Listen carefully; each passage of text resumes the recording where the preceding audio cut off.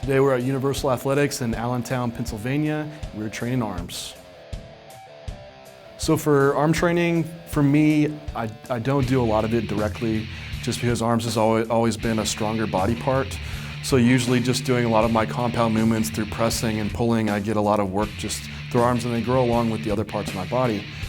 Now, for those that are trying to bring up arms, it is important to have a direct arm day just to have enough volume, especially if they're lagging behind, to increase that volume, training volume, so you can grow. Different ways to do it, you can add on arms to your chest days or back days, also having a whole arm day to itself. So this isn't a typical training day for me. I usually tack on arm training at the end of chest or back day, but I wanted to show you, if you are trying to bring up arms, a good way to do it. And so today I just focus solely on arm training.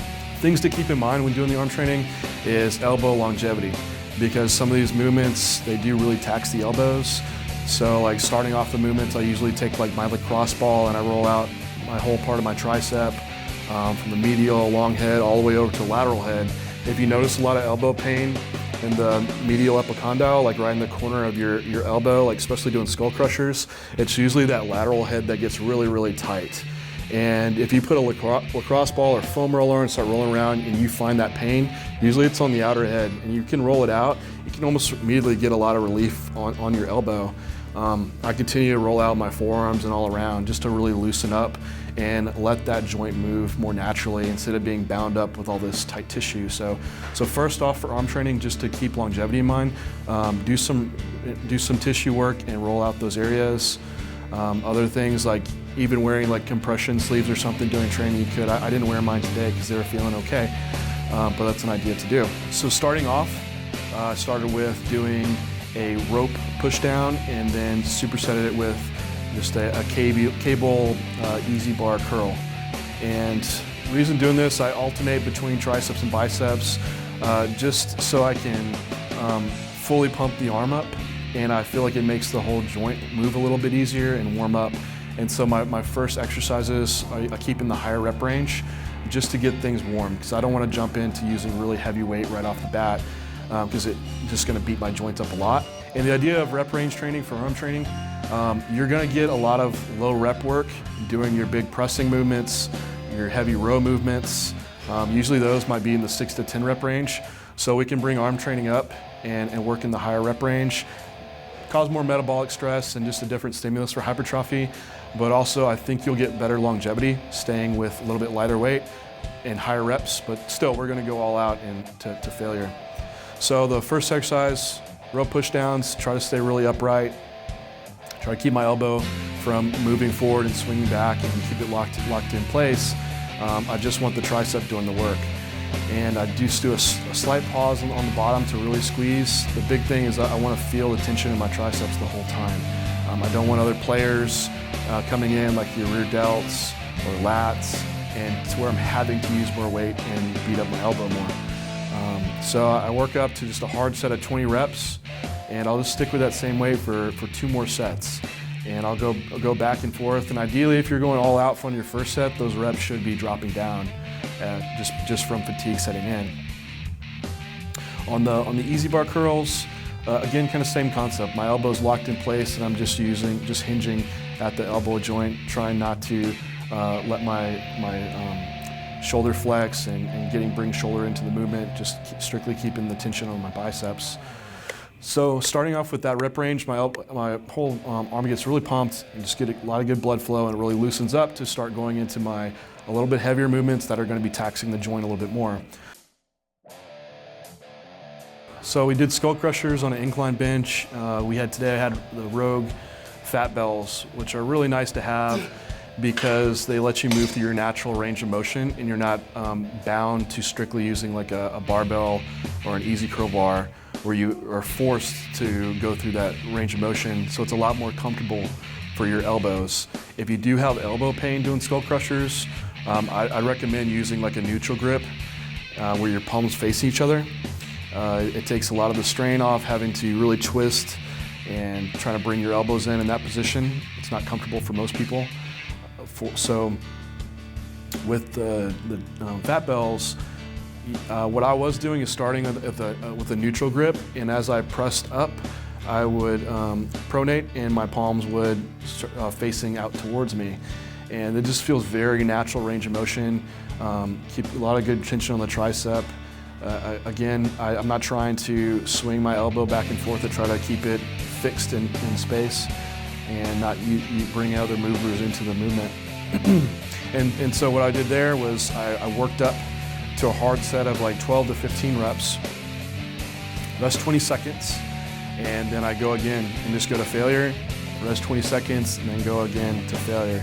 So that's something that I would always try to beat my best from the previous time and count up my reps for that total set and go from there.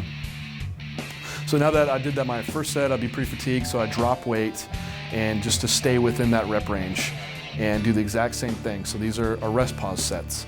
So I still try to hit around 12 to 15 reps, rest 20 seconds, go to failure again, rest another 15, 20 seconds, and then go to failure again. I went on to an incline bench, and I was doing curls with fat bells as well.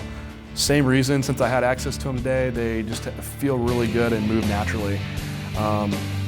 Moving on to an incline curl, your biceps gets in a fully stretched position, which brings part of your bicep comes up and attaches to the coracoid process.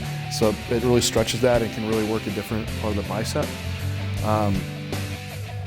I do the same technique that I do on my skull crushers. So I do work up to a hard set of like 12 to 15 reps, rest 20 seconds, go to failure again, rest 20 seconds and go to failure again.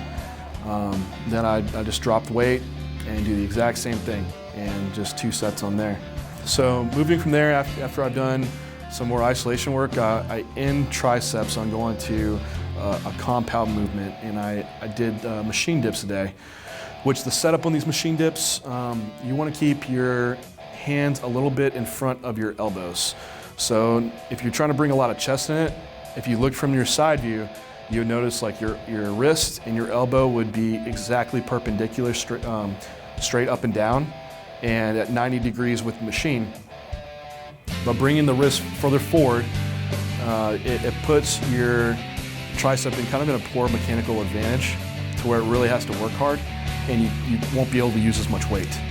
I also try to push my back up straight into the pad. If you're leaning over really far, you're going to be using a lot more chest and shoulder. So what I do on this one, just to really end it, is do a double drop set. So I'll go to failure, drop about 20% of weight, go to failure, and drop another 20% of weight. And I'll run through that for another set after I've done the first one, so 2 sets total. From there, we moved on to hammer preacher curls, just single arm with a dumbbell. And I go to these just to, if you notice throughout these, I'm taking my arm through a different shoulder flexion position. So we're doing biceps from fully stretched position, from right at the side, and then we're extending it all the way up to do curls. So working different parts of the bicep that way. I do the same technique that I do on my dips. So I work up to about 12 reps, something hard for that, and just do a double drop set. And between arms, take time to take rest. Take 90 seconds or so. You want to be fully rested before training the other arms. I see a lot of guys that are doing single arm. They'll do one arm, then jump straight into the other arm. And you're already pretty fatigued from doing the last arm. Catch your breath so it doesn't cut into your, the amount of reps that you're able to do and give everything into that set. So that concluded the arm training. So it wasn't a lot of volume. I total, like if you want to count just the 7 work sets. But I use a lot of intensity techniques doing arms, so like the rest pause sets that we saw, the drop sets, so all those put a lot of extra volume added in. And just so 7 sets is plenty to get a lot of arm stimulus. So if you're seeing these training plans with like 20 sets in there, it's just excessive. You don't need to do that much volume as long as you're putting all-out intensity into your sets. Thanks for stopping by, watching arm training. If you haven't seen my Big on the Budget, you can come check it out here. Again, if you want to follow my journey, I post up animalpack.com, put up my daily workouts. You can see what I'm doing currently and follow along that way too.